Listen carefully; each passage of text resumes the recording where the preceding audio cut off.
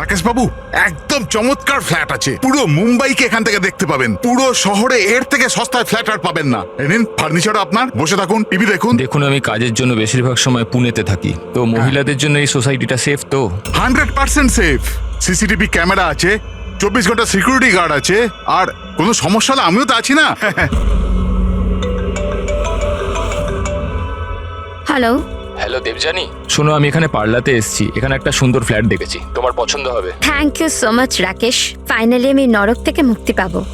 আচ্ছা শোনো না, আমিও ফ্ল্যাটটা দেখবো একটু। হ্যাঁ, অফকোর্স দেখবে। একটা কাজ করো, এক্ষুনি চলে এসো, ঠিক আছে? আচ্ছা শোনো, আলমারির মধ্যে আমি একটা ফাইল রেখেছি, ওখানে ডকুমেন্টস আছে এগ্রিমেন্টের জন্য, ওটাও নিয়ে আসবে। যদি ফ্ল্যাট পছন্দ হয় তো আজই এগ্রিমেন্ট করে নেবো। ওকে, এক মিনিট। রাকেশ, কোথায় রেখেছো ফাইল? আমি পাচ্ছি না তো। আরে ভাই, আমি তোমার জন্য একটা গোটা ফ্ল্যাট খুঁজে ফেললাম আর তুমি একটা ফাইল পাচ্ছ না? আর দেখতে পাচ্ছি না তো। না, কোথায় দেখছো দেবজানি? ডান দিকের আলমারির সেকেন্ড ড্রয়ারটার মধ্যে দেখো। পেয়ে গেছি।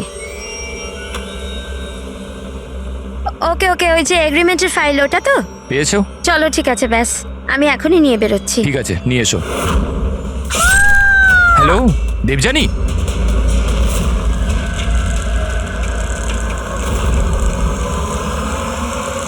এসিপি স্যার,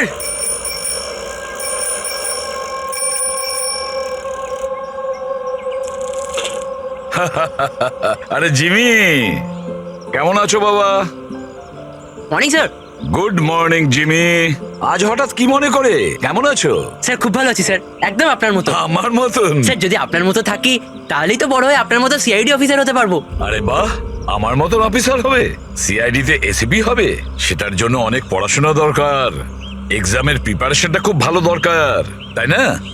কেমন চলছে তোমার প্রস্তুতি? একদম দারুণ স্যার, আর এক্সামে তো স্যার খুব ইজি ইজি কোয়েশ্চেন আসে। ভেরি গুড, বসো বসো। স্যার এটা আমার স্ক্র্যাপ বুক স্যার, আমি এটার মধ্যে ক্রাইম হিস্ট্রি সলভ করেছি স্যার। মাই স্ক্র্যাপ বুক? এখানে ক্রাইম হিস্ট্রি আছে? হ্যাঁ স্যার, আপনি এটা দেখে আমাকে গাইড করুন না স্যার। স্যার আমি এখানে ইনফরমেশন অনেক আলাদা আলাদা জায়গা থেকে কালেক্ট করেছি আর সব সেভ করে রেখেছি স্যার, সব স্ট্যাম্প করে রেখেছি যাতে আমি সবকিছু একসাথে এক জায়গায় দেখতে পারি। আর স্যার এই যে এই পেজটা না, এখানে লেখা আছে যে কখন হয়েছে, কিভাবে হয়েছে, কোথায় হয়েছে। আর স্যার এর যে নেক্সট পেজটা না, ওটার মধ্যে একদম ফাইনাল ডিটেলস আছে। আচ্ছা, কিন্তু স্যার কিছু জিনিস মিসিং আছে যাতে আমি বুঝতে পারছি না কি করে হয়েছে। তো এই ক্রাইম এই বিল্ডিং এর আন্ডার কনস্ট্রাকশন হয়েছে? যে অপরাধ করেছে সে গম্ভীর করেছে, আর তুমি দারুণ কাজ করেছো। কিন্তু এই সব করার আগে লেখাপড়া ভালো করে করতে হয়, এক্সামে খুব ভালো নাম্বার পেতে হবে, তাহলে দেখবে তুমি একজন ভালো সিআইডি অফিসার হয়ে গেছো। যখন বড় হয়ে যাবে আমি তোমাকে গাইড করব ভালো সিআইডি অফিসার হওয়ার জন্য। Thank you sir. এবারে এই মিস্ট্রিটা আমরা কবে সলভ করব জানো? তোমার এক্সাম শেষ হওয়ার পরে আমরা দুজনে মিলে সলভ করব। না, ঠিক আছে স্যার, হ্যাঁ। Bye sir. By.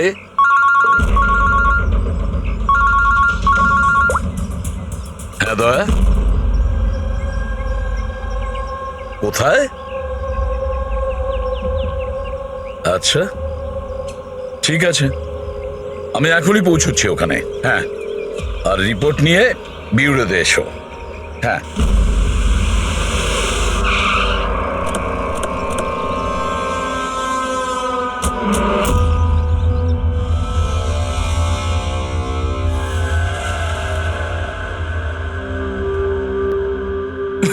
Debjani, control yourself Rakesh. Rakesh control. Rakesh সামলাও নিজেকে নিজে। রাকেশ দেখুন না কি হয়ে গেল। এখন তদন্ত চলছে, আমি বাইরে গিয়ে কথা করুন বলছি। আপনি। আমি বাইরে গিয়ে কথা বলছি, তোমরা ওকে বাইরে নিয়ে যাও। আরে আমি তো বললাম কথা বলবো। চলো যাও। রাকেশ, কন্ট্রোল ওকে বাইরে নিয়ে যাও। ইয়োরসেলফ, সব ঠিক হয়ে যাবে।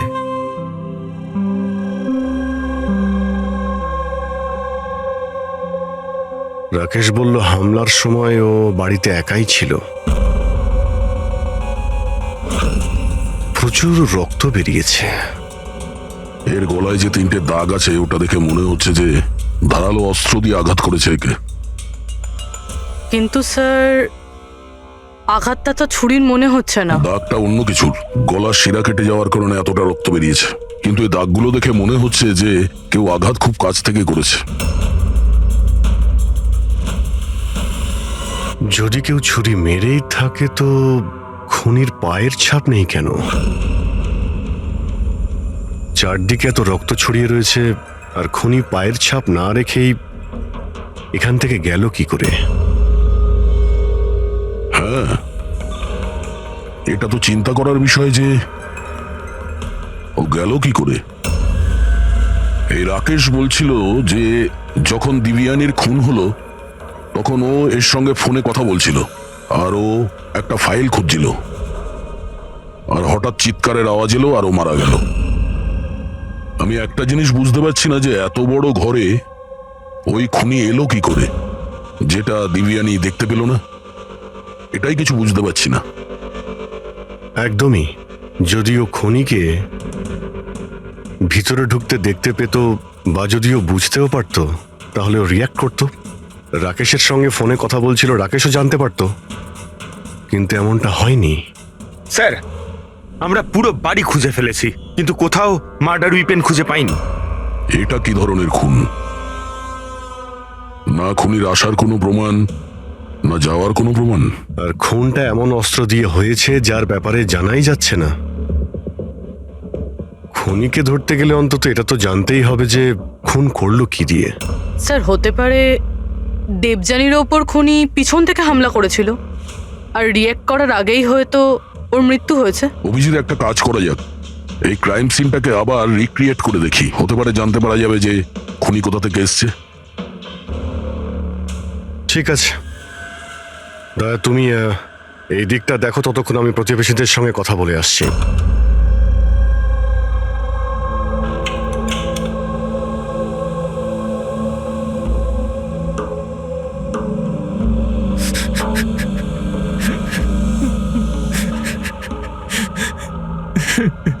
স্যার, যেই আমার বউকে খুন করে থাকুক ওকে ছাড়বেন না। নিজেকে সামলাও, খুনি অবশ্যই ধরা পড়বে। এই সামনের ফ্ল্যাটটা কার? স্যার এটা আমার ফ্ল্যাট। আপনি স্যার আমি অভিষেক আর এটা আমার ওয়াইফ প্রিয়া। Hi sir. আমরা এখানেই এই ফ্ল্যাটের সামনেই থাকি। 9:30টার সময় যখন এই খুন হয় তখন আপনারা কোথায় ছিলেন? স্যার আমরা এই করিডোরেই ছিলাম। আমরা ব্যাস ঘরের দিকে যাচ্ছিলাম আর জোরে চিৎকার শুনলাম। হ্যাঁ স্যার, খুব জোরে। তখন আমরা এখানেই দাঁড়িয়ে গেলাম। এখানেই ছিলেন আপনি করিডোরে? হ্যাঁ স্যার। তখন ওই সময় কি কাউকে যেতে বা আসতে দেখেছিলেন? না না, স্যার। স্যার, আমরা তো কাউকেই দেখিনি। নো।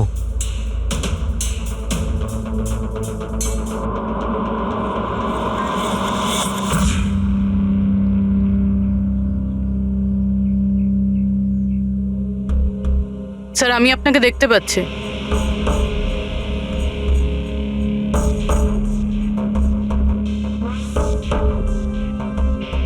আমি আপনাকেও দেখতে পাচ্ছি।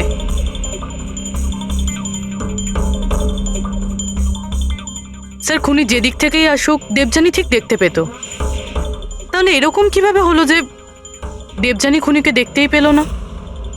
এটাই তো বুঝতে পারছি না পুরবি, যে খুনিকে দিব্যানী দেখতে পায়নি কেন। ভেতরে এসে খুব সহজেই মেরে চলে গেছে ও, আর এখানে হাতাহাতির কোনো চিহ্নই নেই।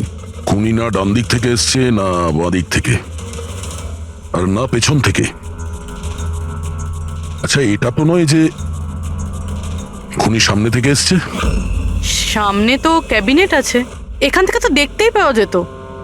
দেখতে তো তখন পেত যখন ওকে দেখা দিত। আচ্ছা, ও এখানে তো জায়গাই নেই স্যার, এটাতেও নেই।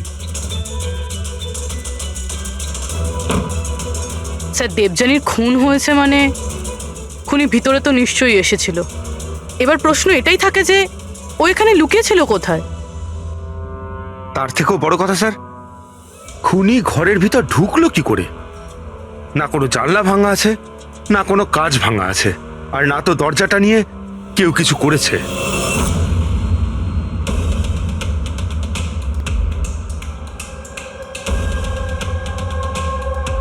স্যার, ওই সময় আমি ডিউটিতেই ছিলাম। কখন হলো আমি জানি না স্যার। তোমার কাউকে সন্দেহ হয়? একদম নয় স্যার। স্যার ওর সাথে তো একদিন না একদিন এটা ঘটতোই। কেন? এটা কেন বলছেন আপনি? নম্বরের ক্যারেক্টারলেস মহিলা ছিল, ওর ঘরে জানি না কত লোকের আসা যাওয়া লেগেই থাকতো। রাকেশ, এই ফ্ল্যাটের চাবি কার কার কাছে থাকে? স্যার একটা চাবি তো ঈশান বাবুর কাছে থাকে, উনি সোসাইটির চেয়ারম্যান। আর একটা চাবি সিমরানের কাছে আছে, যে দেবযানীর ছোটবেলার বন্ধু, আর ওই আমাদের ফ্ল্যাটটাকে রেনোভেট করেছিল। না বলে একমাত্র ওই আছে যে বাড়ির ভেতর ঢুকতে পারে। একটু সিমরানকে ডাকো। আমি এই সোসাইটির চেয়ারম্যান ঈশান, আর ইনি আমার স্ত্রী ভূমি। স্যার, এই মহিলার জন্য পুরো সোসাইটি বিরক্ত ছিল। স্যার ব্যভিচারের সমস্ত সীমা পার করে দিয়েছিল স্যার। না জানে ওর কতগুলো প্রেমিক ছিল। আমার তো মনে হয় স্যার নিশ্চয়ই কোনো না কোনো প্রেমিকই ওর হত্যা করেছে। এক মিনিট। আমরা শুনেছি যে উনি খুবই সাধারণ হাউস ওয়াইফ ছিলেন। স্যার, ও বিবাহিত ছিল, কিন্তু নিজের স্বামী রাকেশের সাথেও থাকতো না।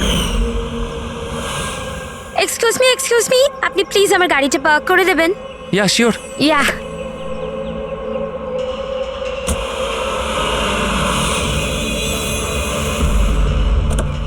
আরে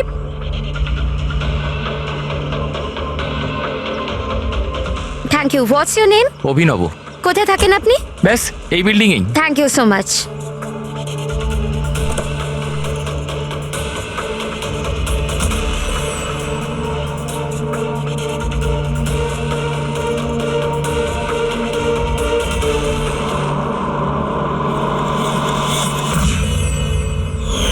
সোসাইটির ছেলেদের কাছে সাহায্য চাইতো বলে আপনারা ওনার ক্যারেক্টার নিয়ে আঙুল তুলছেন? হ্যাঁ, যদি এরকম ব্যাপার না হতো তাহলে আমরা কেন আঙুল তুলবো? স্যার দেবযানীর সঙ্গে বাজে শ্রেণীর লোকেরা দেখা করতে আসতো, আর যখন এই কথাগুলো জানাজানি হতো তখন ও কথাটা এড়িয়ে যেত আর উল্টে লোকজনের বিরুদ্ধে হ্যারাস করার অভিযোগ আনতো। স্যার, সিমরান। সিমরান, এই ঘরের একটা চাবি তোমার কাছে থাকে? হ্যাঁ স্যার। স্যার শুধু চাবিটা আমার কাছে বলে আপনি আমার সন্দেহ করছেন? দেবযানী আমার ছোটবেলার বন্ধু, আমি ওর খুন করিনি।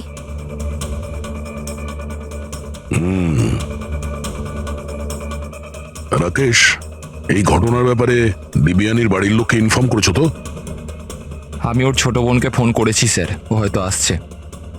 আপনি জানেন ও 10 জন লোকে লাভ কার্ড দিয়েছে।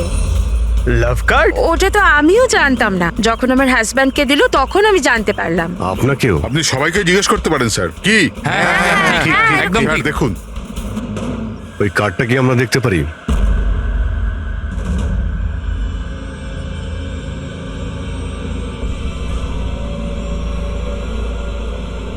স্যার আমি এসব ব্যাপারে কিছুই জানি না। আমি আমার কাজের জন্য পুনেতেই থাকি, আর মাসে হয়তো 3-4 বারই বাড়িতে আসতে পারি।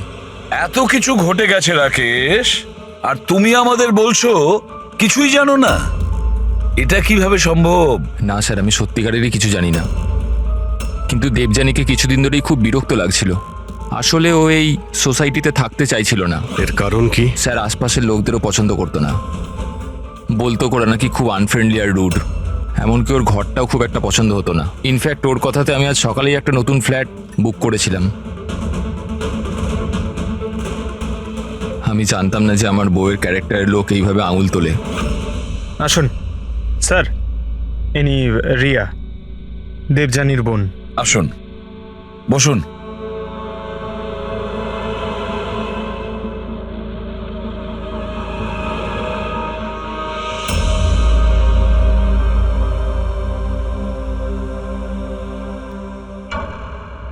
স্যার, আমি আপনাকে একটা কথা বলতে চাই। যেভাবে সবাই খারাপ কথা বলছে না আমার দিদির ব্যাপারে, ওরম ছিল না স্যার। আমি জানি এটা কে করেছে। কে করেছে এটা?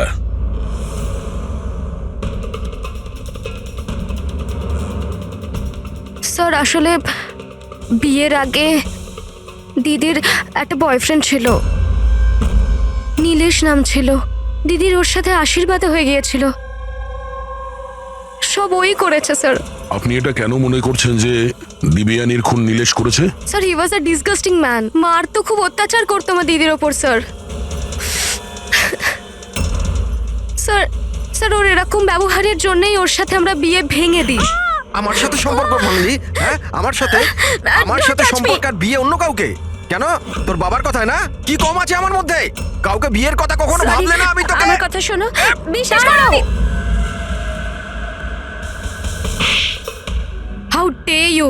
তোমার সাহস কি করে হয় আমার দিদির উপর হাত তোলার? হ্যাঁ, আমার দিদি তোমার সাথে বিয়ে করবে না। এইটুকু কথা তোমার মাথায় ঢোকে না, না? হ্যাঁ, তোকে মেরে ফেলবো, আমি প্রাণে মেরে ফেলবো, বুঝলি? আমাকে ছাড়া কখনো কাউকে বিয়ে করার কথা ভাবিস তো? কিছুদিন বাদে ও দিদিদের পাশের একটা বিল্ডিং এ শিফট হয়েছিল স্যার। ওই দিনটার পরে দিদির ফোনের হুমকির কল মেসেজ দিদির কাছে রোজ আসতো স্যার। এমনকি কিছু লোক দিদির বাড়িতে রোজ আসতো স্যার। স্যার আমি বলছি স্যার, এই সব নীলেশের কাজ স্যার। আর ওই সোসাইটির চেয়ারম্যান ঈশান স্যার, ও আমার দিদিকে বদনাম করার একটাও সুযোগ ছাড়েনি। ও এটা কেন করতে যাবে? ও ও ও এই জন্য, কারণ ওর নজর দিদির ওপর ভালো ছিল না স্যার।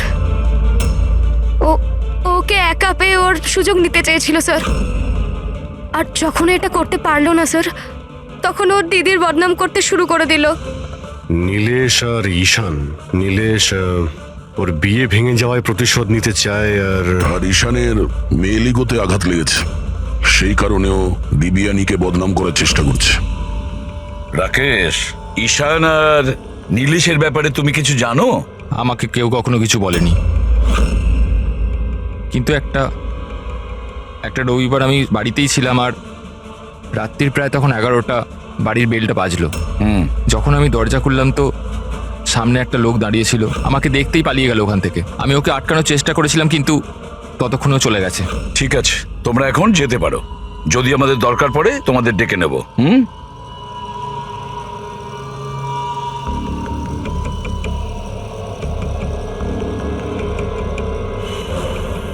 ঈশান, নীলেশ আর সেই লোকটা যে রাত্রিবেলা দেবযানীর ঘরে এসেছিল, খোঁজ নিতে হবে এই তিনজনের ব্যাপারে।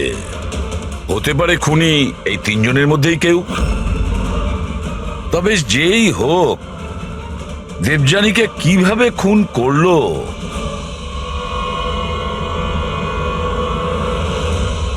বস, দেবযানীর ওপর খুব ছুঁচলো ধারালো জিনিস দিয়ে আঘাত করা হয়েছে।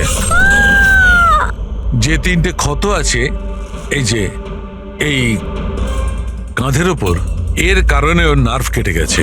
আর এই যে 2টো ক্ষত কাঁধের ওপর, অদ্ভুত ব্যাপার হচ্ছে এই যে 3টে ক্ষত আছে, এগুলো একে অপরের থেকে সমান দূরত্বে আছে। আর একটা সারপ্রাইজিং ব্যাপার, এই 3টে ক্ষতর ডেপথ একেবারে সমান, 3 ইঞ্চি। হয়তো খুনি খুন করার জন্য একই অস্ত্র ব্যবহার করেছে, আর হয়তো সমানভাবে আঘাত করেছে, তাই ক্ষতর পরিমাণ একই, 3 ইঞ্চি। হতে পারে, এরকম হতে পারে, কিন্তু এখানে এই কেসটাতে নজর করবার মতো বিষয় হচ্ছে যে দেবযানীর যে ক্ষতগুলো আছে তাতে কোনো অ্যাঙ্গেল নেই। এই আঘাত পুরো ওপর থেকে করা হয়েছে, সোজা, এইভাবে সোজা। আঘাতের সময় দেবযানী দাঁড়িয়েছিল, আর হিল সহ এর হাইট হবে প্রায় 5 ফিট 7 ইঞ্চি। আর ওকে এইভাবে আঘাত করার জন্যে খুনির হাইট হতে হবে কম করে 6 ফুট 2 ইঞ্চি, তবেই এরকম আঘাত হবে, না হলে নয়। দেখো সালুকে, খুনির উচ্চতা যদি 6 ফুটের বেশি হয়, তাহলে ক্যাবিনেটের মধ্যে কি করে লুকিয়ে থাকবে? আর লুকিয়ে আঘাতও করতে পারবে না। আর সে যদি দেবযানীর পেছন দিক দিয়ে কেউ আসে, তাহলে দেবযানী জানতে পেরে যেত, আর সে তখন নিজেকে বাঁচানোর চেষ্টা করত। এখন প্রশ্ন হলো, সে খুনটা করলো কিভাবে? আর স্যার, যদি কোনো লোক দরজা বা জানালা দিয়ে ভিতরে ঢুকতো বা বাইরে বের হতো, তাহলে কেউ না কেউ তোকে দেখতে পেত। কেউ তো দেখতেই পায়নি।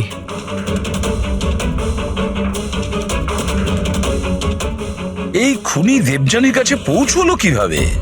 আর তাছাড়া দেবযানী টেরও পেল না। আর তারপরে এমন কোন অস্ত্র ব্যবহার করেছে ওই খুনি যে এইভাবে আঘাত করতে পারে? কি দিয়ে মেরেছে? জানি না কেন আমার মনে হচ্ছে যে এমন কিছু আছে যেটা আমরা দেখতে পাচ্ছি না। ওখানে ওই খুনি কোথা থেকে এসছে আমরা জানি না। ক্রাইম সিনে মার্ডার ওয়েপন পাইনি।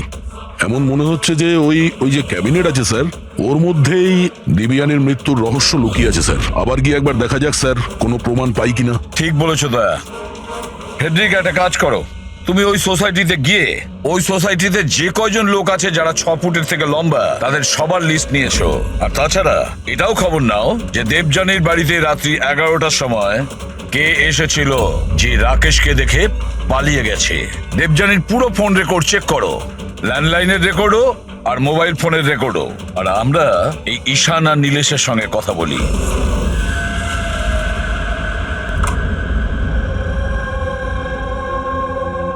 ডক্টর সালুখের থিওরি অনুযায়ী খুনের উচ্চতা 6 ফুটের উপরে। স্যার তাহলে তো ঢুকবে কিভাবে? এটাই তো ভাবছি।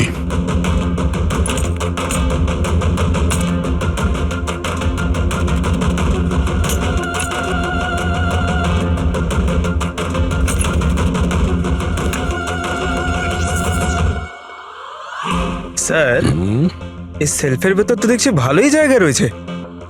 আপনার মতো লম্বা চওড়া লোকও এর ভেতর ঢুকে যেতে পারবে। ওটাও দেখে নিচ্ছি।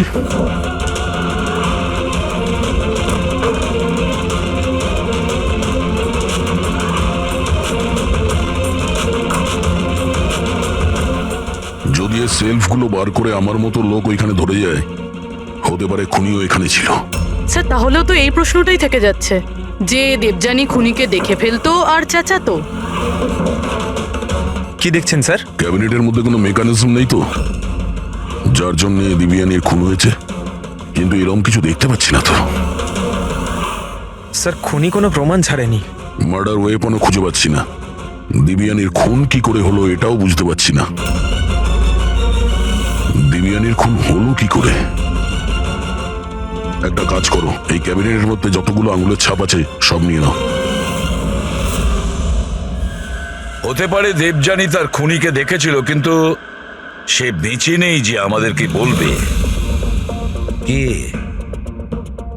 কে হতে পারে খুনি, আর দেবযানীকে মারলো কিভাবে? কিভাবে মারতে পারে? খুনি খুবই চালাক স্যার।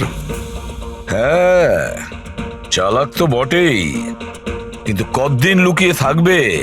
কতদিন? স্যার এই 4টে লোক আছে সোসাইটিতে যাদের উচ্চতা 6 ফুট বা তার বেশি। অভিষেক, ঈশান, ওয়াচম্যান, ভূমি। স্যার এ হাই হিল পরে, হিল পরার পরের উচ্চতা 6 ফুট হয়ে যায়। কিন্তু অভিজিৎ, এই 4 জনের মধ্যে কে হতে পারে যে দেবযানীকে খুন করেছে? ওই ক্যাবিনেটে কে লুকিয়ে বসেছিল? কে হতে পারে? দিদির একটা বয়ফ্রেন্ড ছিল, নীলেশ নাম ছিল। অনেক বড় গুন্ডা তুই, হ্যাঁ?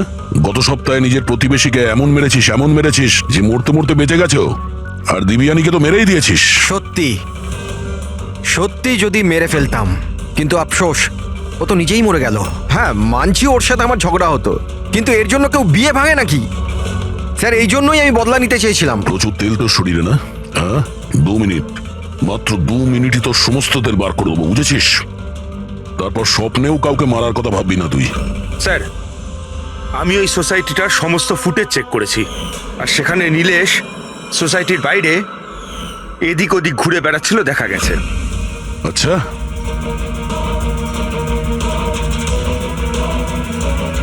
কি করতে যেতিস ওখানে? আমি শুধু দেখা করতে গিয়েছিলাম, দেখা করার চেষ্টা করতাম, কিন্তু ওর দেখা পাইনি। বুধবার সকাল 9:30টার সময় যখন দিবিয়ানির খুন হয়েছিল, কোথায় জানি ছিলি না তুই?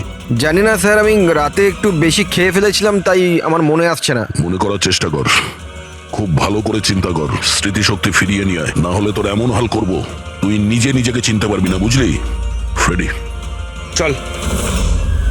ঈশান, তুমি দিবিয়ানিকে সার্টিফিকেট দিচ্ছিলে, ক্যারেক্টার সার্টিফিকেট, হ্যাঁ? নিজের ব্যাপারে কি বলবে তুমি?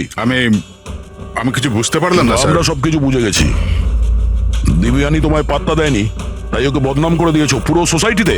সবকিছু ঠিকঠাক বল, না হলে আমি।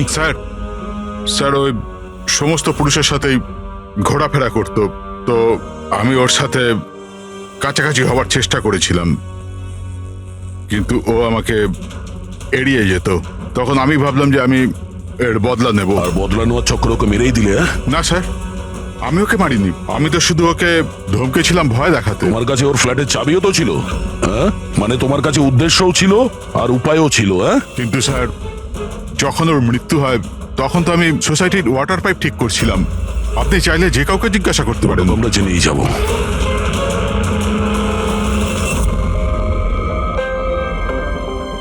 স্যার, হ্যাঁ, এই ঈশান আর নীলেশ, এদের দুজনের মধ্যে কেউ একজন খুনি হতে পারে স্যার। দুজনের কাছে কারণ ছিল খুন করার, কিন্তু কোনো পোক্ত প্রমাণ হাতে পাইনি। আরো কিছুটা এনকোয়ারি করতে হবে। সে যেই হোক, নিজেকে খুব চালাক মনে করে সে। আচ্ছা দয়া, দেবযানীর বাড়িতে রাত্রি 11টার সময় যে এসেছিল, সে কে, কিছু জানতে পেরেছো? হ্যাঁ স্যার, ওনার নাম সুনীল, বাইরেই বসে আছে। স্যার, দেবযানীর সাথে আমার কথা ডেটিং সাইটে হয়েছিল। ডেটিং সাইটে? Yes sir. তারপর আমাদের মেলেও কথা হতো স্যার। আর দেবযানী আমায় বাড়িতে দেখা করতে ডেকেছিল, আর আমি দেখা করতে গিয়েছিলাম স্যার। কিন্তু ওর বরকে থেকে ঘাবড়ে গেছিলাম স্যার। ভয়ের চোটে আমি ওখান থেকে পালালাম স্যার। পূরবী, দেবযানীর ডেটিং সাইট চেক করো, আর ওর ইমেলও চেক করো। দেখা তো যাক এ কতটা সত্যি বলছে। স্যার, স্যার দেখুন, দিদির ফোনে কেউ জীবন নামের ব্যক্তি বারবার ফোন করছে আর উল্টোপাল্টা কথা বলছে। আপনি একবার দেখে নিন স্যার। দেখি তো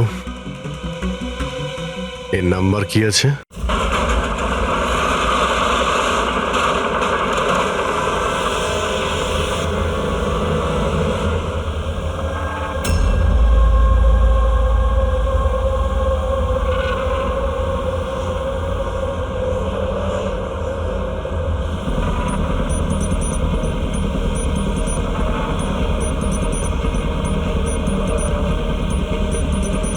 আরে ঠিক করে কাজ কর না। আরে বললাম না এত তাড়াতাড়ি কাজ হবে না। তোমরা কি বিল্ডারের লোক হও আর যেই হও, বললাম তো এত তাড়াতাড়ি কাজ হবে না।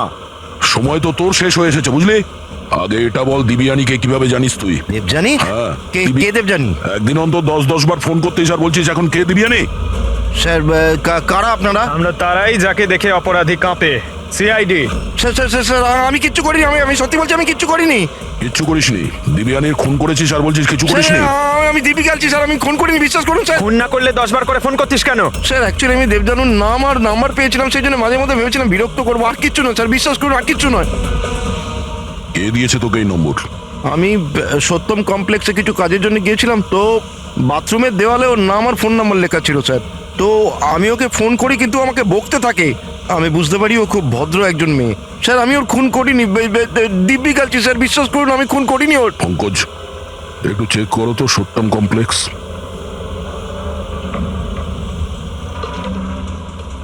স্যার এটা তো কমার্শিয়াল বিল্ডিং, অনেক অফিস রয়েছে এখানে।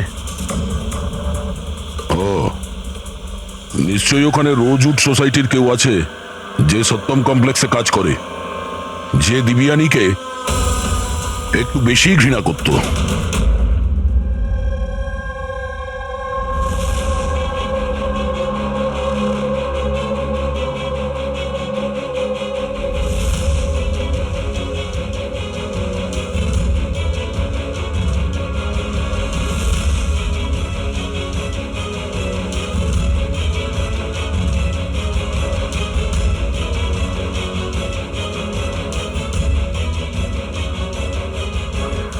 জিম্মি, আরে জিম্মি বাবা, এইসব কি করছো তুমি? সামনে তোমার পরীক্ষা আছে। দেবযানীর মার্ডার মিস্ট্রি সলভ করছি মা। কি? আগে ম্যাথের কোয়েশ্চেন পেপার তো সলভ করো। আমি কিছু বলছি তোমার। মা, প্রথম পেপারটা ফিজিক্সের, আর এই মার্ডারটা কিছুটা ফিজিক্সের লজিক কাজ করেই হয়েছে। তোমার এই লজিক না, এতে আমি বিরক্ত হয়ে গেছি। এখন এই লজিক গিয়ে তুমি এসিপি স্যারকে বোঝাবে, আর তারপর উনি আমায় ফোন করে তোমার নামে নালিশ করবেন। মা, যখন এসিপি স্যার আমার কমপ্লেন করবে না, তখন ওনার সামনেও এমনি একটু বকে দিও। হ্যাঁ, সিআইডি অফিসার হওয়ার কথা বলছো আর নিজের মাকে মিথ্যে বলার ট্রেনিং দিচ্ছ, তাই না? এখন আমি গিয়ে এসিপি স্যারকে এটা নালিশ করবো, দাঁড়া। মা, আমি জানি তুমি স্যারের কাছে নালিশ করবে না, আচ্ছা, কারণ তুমি তো ওয়ার্ল্ডের বেস্ট মম, তাই না মা? না না, আরে ছাড়, আরে জিবি, আরে তুমি বলবে না মা, আরে না না না, তুমি বলবে না, তুমি আর মা, আমি গিয়ে এখনই বলছি, এখনই দাঁড়িয়ে যা। বলবে না।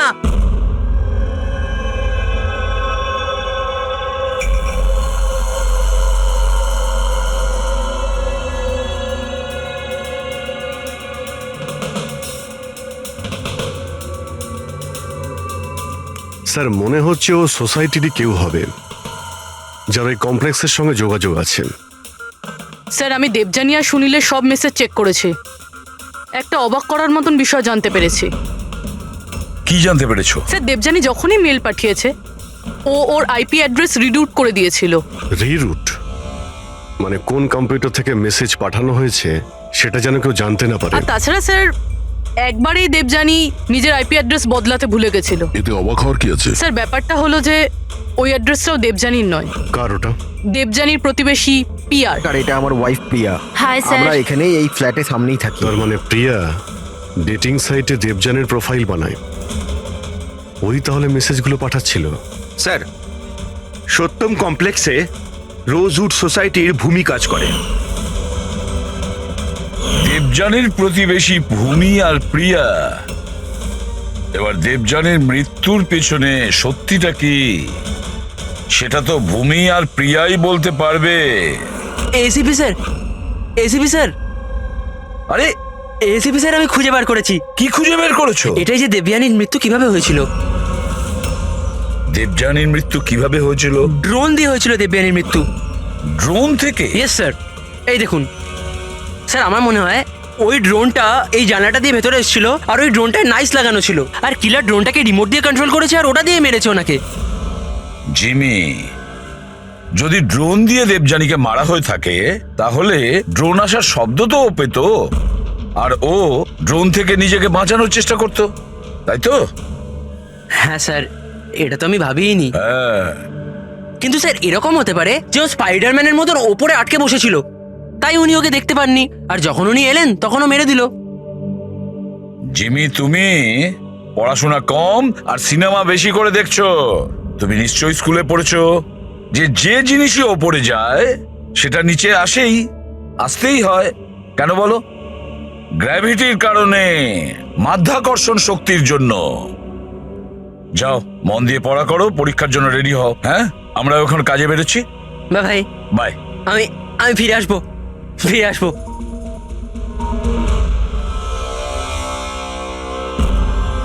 কিছু বলছেই না। সব বলবো। আসুন আসুন।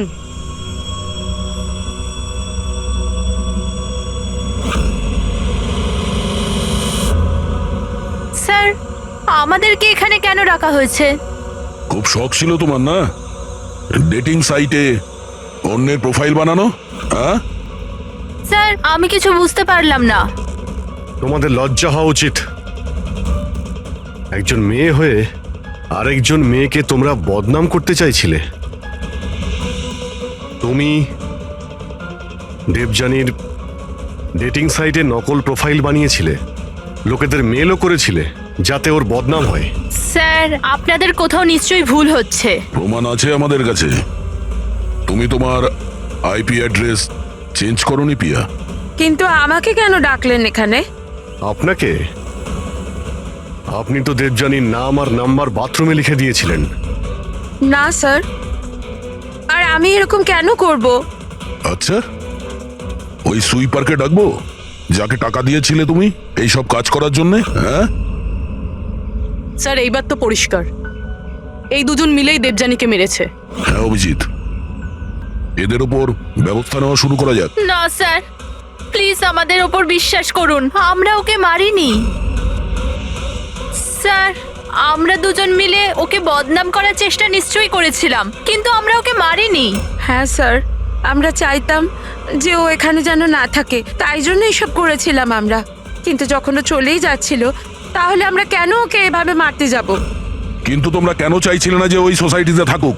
হ্যাঁ স্যার দেখুন, এরকম যে দিব্যানী বেশিরভাগ সময় বাড়িতে একা থাকতো আর সোসাইটির সব ছেলেরা ওর সুন্দরতার প্রশংসা করত, তো আমরা একটু ইনসিকিউর হয়ে গেছিলাম যে আমাদের হাজবেন্ডসরাও ওরকম না হয়ে যায়। বিশ্বাস হয় না যে একজন মেয়ে হয়ে তোমরা একটা মেয়ের সঙ্গে এইরকম ব্যবহার করতে পারলে। এবার বাকি কৈফিয়ত হাজতে গিয়ে দিও। এটা নিয়ে যাও পূর্বী। যান আপনারা যান। চলো।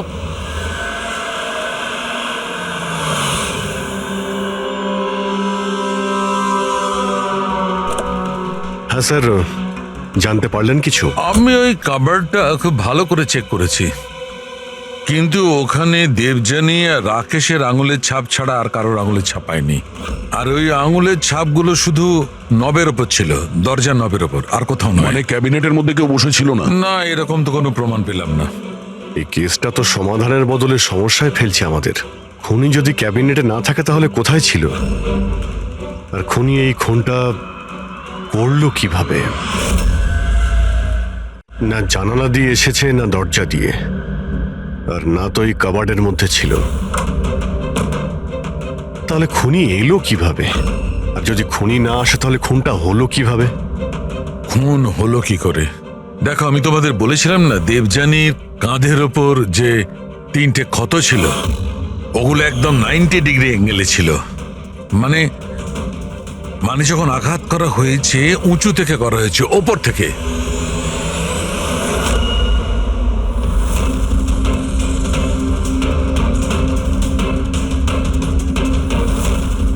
উপর থেকে নিচে। ফ্রেডরিক, তুমি এই লাইটগুলো অন করো তো। আরে 3টে বাল্ব তো জ্বলছেই না, ফিউজ হয়ে গেল নাকি এগুলো? ফিউজ তো উঠতে পারে না, ঝাড়গুলো নতুন, এর মধ্যেই লাগানো হয়েছে। দেবযানীর কাঁধের উপরে 3টে ক্ষত ছিল, আর এটা 3টে বাল্ব অফ। ফ্রেডরিক, তুমি এগুলো নিচে নামাও তো। বোধহয় দেবযানীর মৃত্যুর রহস্য এর মধ্যেই রয়েছে।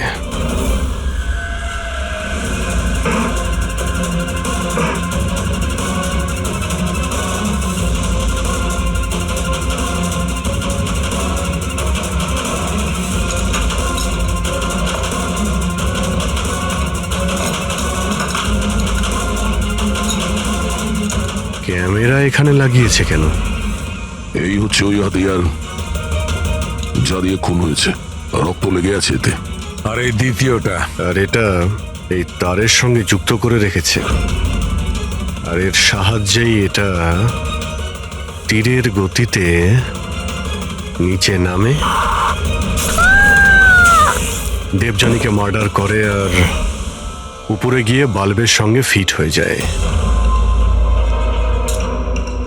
স্যার, এটাতে সেন্সারও আছে। মনে হচ্ছে যে ওয়াইফাই দিয়ে, কোনো রিমোট দিয়ে বা অ্যাপের মাধ্যমে চালানো হচ্ছে। কেউ তো এই ক্যামেরা দিয়ে দিবিয়ানির উপর নজর রাখছিল, ওর প্রত্যেকটা চালচলনের উপর। আর যেই দিবিয়ানি এই রুমে এসছে এই ঝাড়ের নিচে, ওর অ্যাপের সাহায্যে এই হাতিয়ারকে নিচে ছেড়ে দিয়েছে, আর সেটা সোজা দিবিয়ানির গায়ে লাগে, ও মারা যায়। আর সেই জন্যেই খুনিকে আমরা না যেতে দেখেছি না আসতে। আর দেখবই বা কি করে? খুনি তো এখানে ছিলই না। ভালো টেকনিক ব্যবহার করেছে খুনি। কিন্তু এরকম করতেটা কে পারে?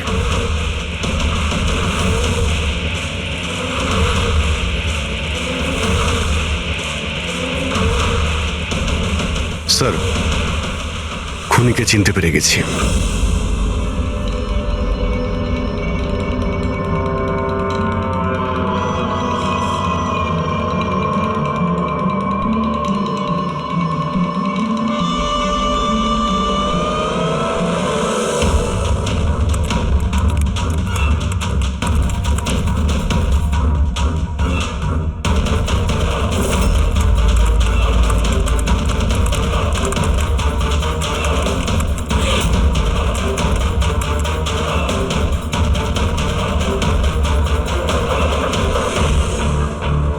ল্যাপটপ কি করে অন হলো? Suicide note?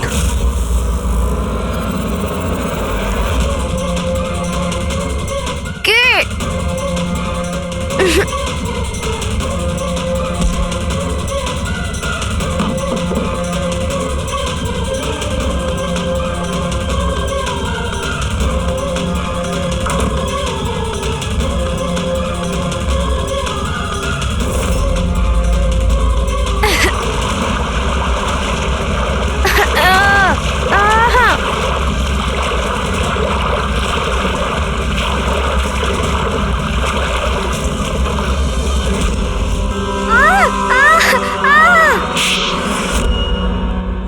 স্যার, ম্যাডামের ফ্ল্যাট পছন্দ হয়েছে তো?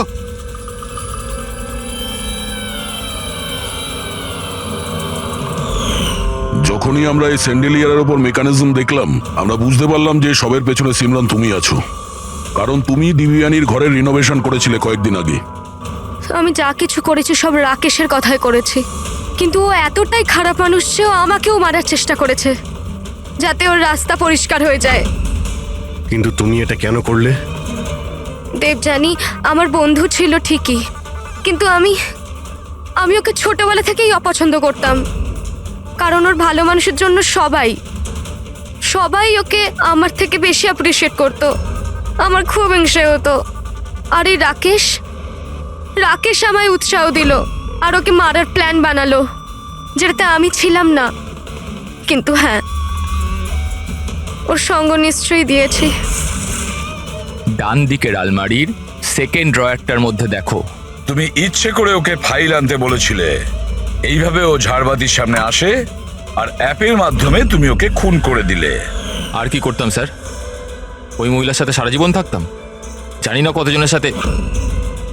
স্যার ওর ক্যারেক্টার ঠিক ছিল না। বিয়ের পরে ওর 10খানা অ্যাফেয়ার ছিল। আমি তো ছাড়তেই চেয়েছিলাম, কিন্তু ফ্যামিলির প্রেশারের জন্য সেটাও করতে পারছিলাম না। এভাবে কি করে ও আমার জীবনটা বরবাদ করে দেবে? মেয়েদের কোনো শাস্তিও হয় না। স্যার আমি ওর থেকে মুক্তি চেয়েছিলাম, সেই জন্য আমি ওর মৃত্যুকেই নিজের রাস্তা বানালাম আর সিমরানের ছোটবেলার হিংসাকেও কাজে লাগালাম। শুধু একটা সন্দেহের কারণে তুমি ওকে মেরে দিলে? স্যার সন্দেহ ছিল না, আমি জানতাম। শুধু 1-2 নয়, পুরো সোসাইটি ওর কাণ্ডকলাপ আলোচনা করতো। আর আমি নিজেও যখন আমি বাড়িতে থাকতাম, তখন রাতের বেলা জানি না অচেনা ছেলেরা ওর সাথে দেখা করতে আসতো। এরকম মহিলার সাথে কেউ কি করে থাকবে স্যার? এটা তুমি কি করেছো রাকেশ? নিজের সহজ সরল স্ত্রী দেবযানীকে সন্দেহ করে ওর প্রাণ নিয়ে নিলে। জীবনের যেটুকু সুখ বাকি ছিল সেটাও তুমি নিয়ে নিলে। এবার তোমরা দুজন জেলের গড়াদের পিছনে পৌঁছতে থাকবে। আইন তোমাদের কঠোরতম শাস্তি দেবে।